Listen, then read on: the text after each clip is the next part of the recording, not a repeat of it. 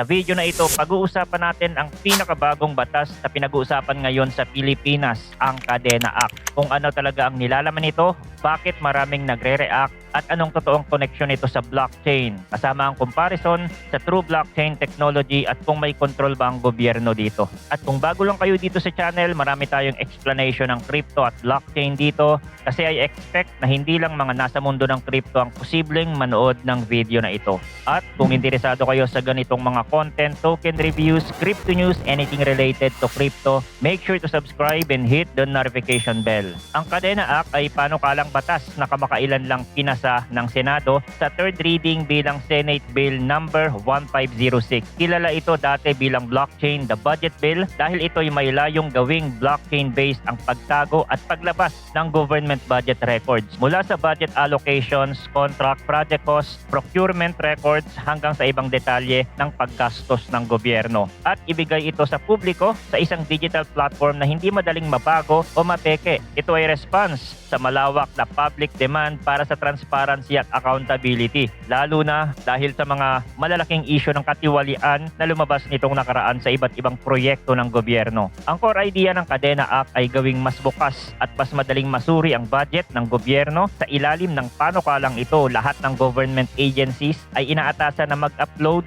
at i-maintain ang kanilang budget-related documents sa isang digital ledger na secured gamit ang blockchain technology. Kapag naisabatas, makikita ng ordinaryong tao ang mga dokumento na ito ng mas mabilis at mas transparent kaysa dati. Ang mga opisyal na hindi susunod ay pwedeng magkaroon ng mga administrative o criminal penalties dahil sa hindi paglabas ng tamang impormasyon. Ngayon, ang blockchain aspect ay isang malaking parte ng usapan. Ano ba talaga ang tinutukoy na blockchain dito? Hindi kasi ito gaya ng mga blockchain ng cryptocurrencies tulad ng Bitcoin, Ethereum o mga public token chains na decentralized talaga at libo-libong computers ang nagpapatakbo sa network. Sa Kadena Act, ang blockchain na gagamitin ay isang secure at tamper-resistant digital ledger na may cryptographic features na ginagawa itong mahirap baguhin ang mga records pagkatapos mailagay sa system. Ito ang dahilan kung bakit ginagamit ang term na blockchain dahil ang blockchain sa technical na kahulugan ay isang ledger na cryptographically secured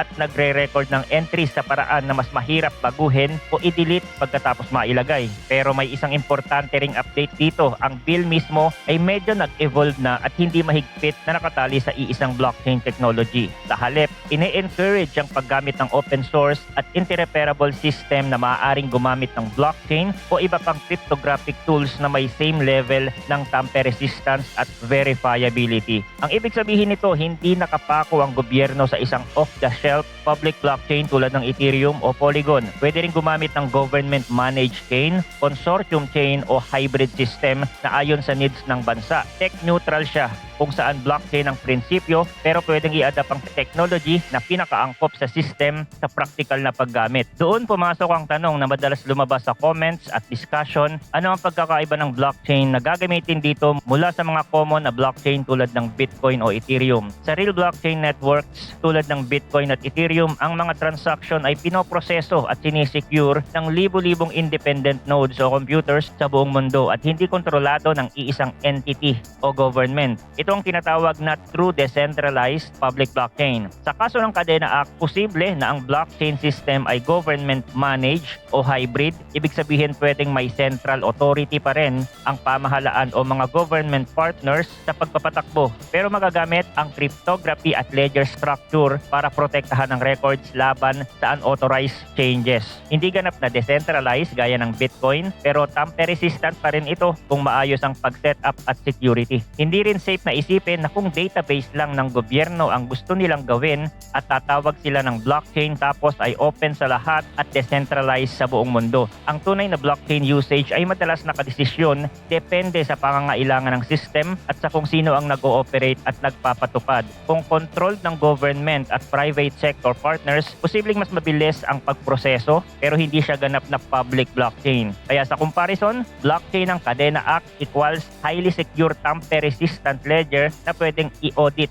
pero hindi automatic na pantay-pantay ang control kumpara sa mga public crypto chains. Ano naman ang posibleng epekto nito sa buhay ng mga Pilipino kapag naisabatas at na-implement ng maayos ang Kadena Act? Una, ang pinakamalaking benepisyo nito kung maayos na gumana ay mas mataas na transparency at accountability sa paggastos ng pera ng bayan. Kung magagawa mong makita kung saan napupunta ang bilyon-bilyong pondo mula sa budget appropriation hanggang sa final disbursement at procurement output, mas madali para sa mga mamamayan, media at watchdog groups na mamonitor ang gawain ng gobyerno. Ito ay isang malaking hakbang para mabawasan ang opportunities para sa fly-by-night contractors, ghost project at iba pang irregularities na dating pinoprotektahan ng keep records o mahina na data systems. Dahil dito, isa pang epekto na pwedeng maramdaman ay mas mataas na tiwala ng investors at business sectors. Kapag ang isang bansa ay may mas transparent public finance system, tumataas ang confidence ng mga investors, both local at foreign, dahil mas mababa ang perception ng risk sa corruption at mas predictable ang governance environment. Ito ay pwedeng makaambag sa mas magandang economic climate at mas maraming investments. Pero hindi rin mawawala ang mga realistic challenges. Una, ang implementation capacity ng gobyerno ay isa sa malaking hadlang. Iba-ibang strength ng digital systems ng bawat ahensya at hindi lahat ay handa agad na mag-integrate sa isang national blockchain system.